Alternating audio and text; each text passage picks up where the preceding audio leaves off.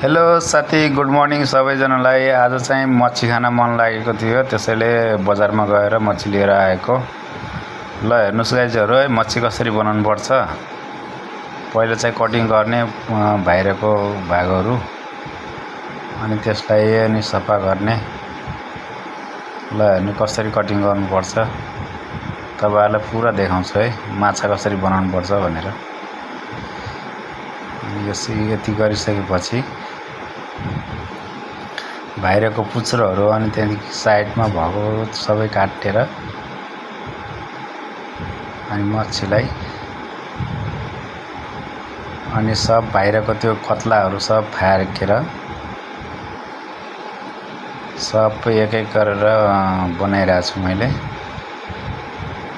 अनि सबै एकदम साफ गर्नुपर्छ मच्छीलाई। अनि त्यसपछि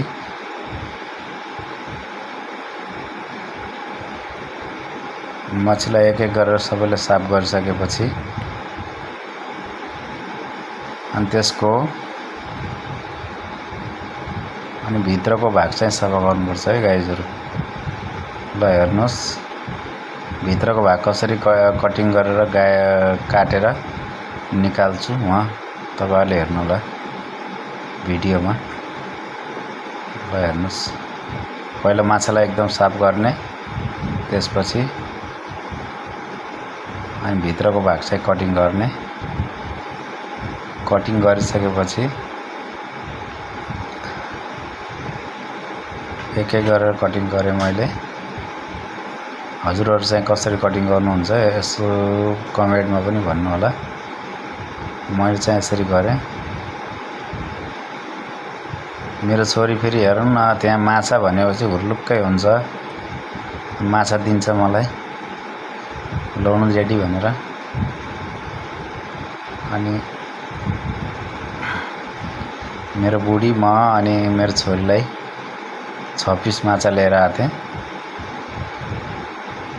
ल हेर्नुस् यसरी निकाल्नुपर्छ। माछाको अन्डा हेर्नुस् है गाइजहरु, अन्डा यो चाहिँ एकदम मिठो हुन्छ तेलमा फ्राई गरेर खाँदा। मेरो छोरी फेरि यता न उता मलाई हेर्नु न कसरी कोट्याइरहेको छ हेर्नु है गाइजहरु। मलाई एकदम खिजाउँछ मेरो छोरीले, माया पनि गर्छ। मेरो छोरीको एकदम माया लाग्छ मलाई। हजुरहरुले कतिको माया गर्नुहुन्छ आफ्नो छोरीहरुलाई। हेर्नु न मेरो छोरीले माछा भने चाहिँ हुर्लुक्कै हुन्छ के हुर्लुक्कै माछा खेलाइरहेछ। अर्कोमा पनि सबैमा अन्डा छ है गाइजहरु,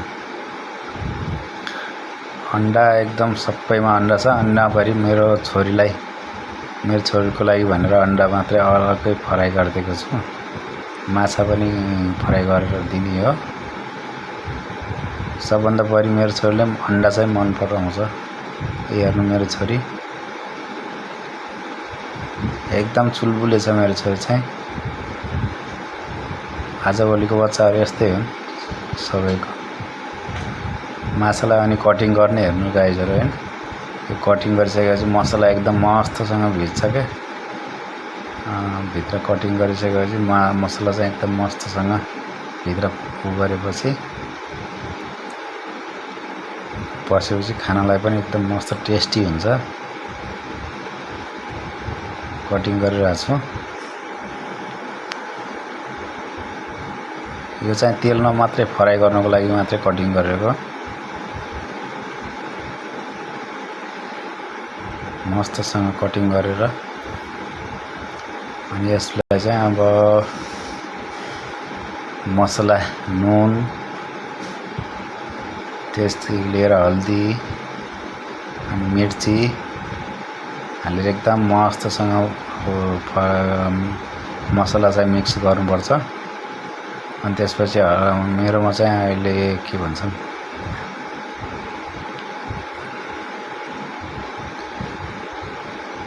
कागती थिएन, त्यसैले चाहिँ उ हालेको के भन्छन् अहिले भेनिगर हालेर मस्तसँग एकदम गरेको। यो चाहिँ मिर्ची पाउडर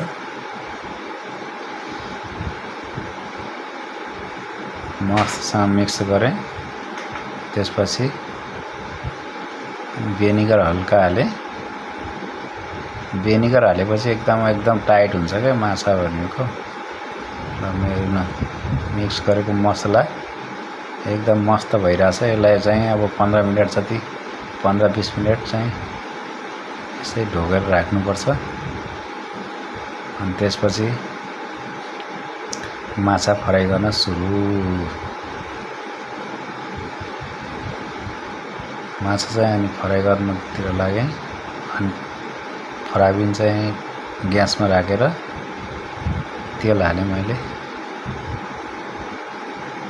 तेल हालिसकेपछि बुढीले चाहिँ उता चाहिँ गाबा बनाइरहेछ। गाबा के भन्नुहुन्छ भनेपछि पाप्रोलाई गाबा भन्दो रहेछ होइन।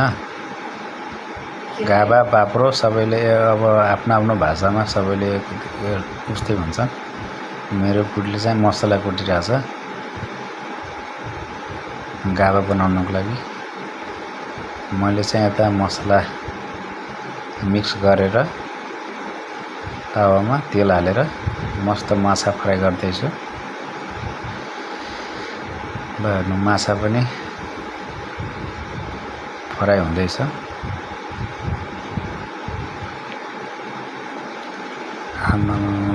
खाम जस्तो भयो कि गाइजहरू होइन तपाईँहरूलाई पनि। ल हेर्नु यसरी माछा फ्राई गरेर मस्तसँग आफ्नो अरूलाई कस्तो लाग्छ गाइजहरू होइन। आफूले बनाएको खाना चाहिँ आफूलाई एकदम मिठो लाग्छ के। तपाईँहरूलाई कस्तो लाग्छ कमेन्ट गर्नु होला। मलाई चाहिँ एकदम खाना बनाउन एकदम रुचि छ। हजुरलाई कस्तो लाग्छ? यो गाबा हो। गाबा मेरो बुढीले बनाउँदैछ। म चाहिँ माछा फ्राई गर्दैछु।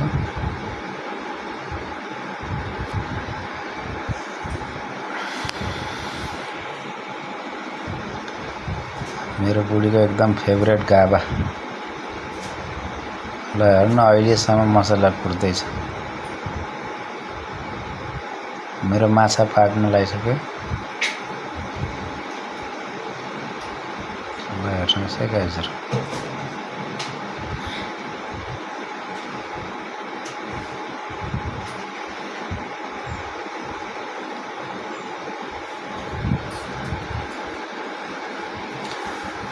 बुढीले गाबा बनाउने भनेर गाबामा त्यो तेल हालिदिएको।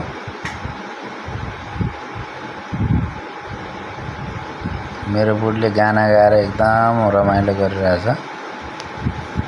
ल हेर्नुहोस् हजुरहरूलाई कुनै दिन सुनाउँछु मेरो बुढीको स्वर कस्तो लाग्छ। म र मेरो बुढी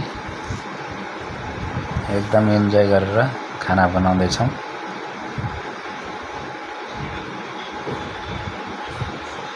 हजुरहरूलाई कस्तो लाग्छ कमेन्ट गर्नु होला। यता बुढीसँग गफ गर्दा हेर्नु न तेल पनि पुरा एकदम खरेर माछा अनि एकै गरेर फ्राई गर्न राखेँ मैले। ल हेर्नुहोस् हजुरले देख्न सक्नुहुन्छ। माछा भनेको एकदम स्पेसल तरिकाले बनाएर खानुको बेग्लै मजा हुन्छ क्या गाइजहरू।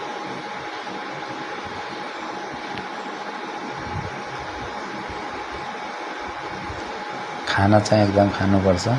हेर्नु मेरो बुढी एकदम पुरा खाना बनाउँदाखेरि यति डराउँछ तेल।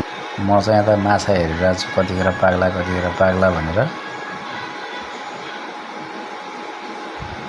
अनि चाहिँ मेरो माछा पनि पाक्नलाई रेडी भइरहेछ। अनि देख्न सक्नुहुन्छ हजुरले माछा पाकेर पनि प्लेट मैले सजाएर राखेको छु अलरेडी नै। अनि माछा ताने मैले। लाई देख्न सक्नुहुन्छ माछा एकदम खानालाई रेडी भइसकेको छ। अनि बाँकी रह्यो मेरो छोरीको लागि मसला मिक्स गरेर अनि फ्राइबिनमा राखेँ मैले।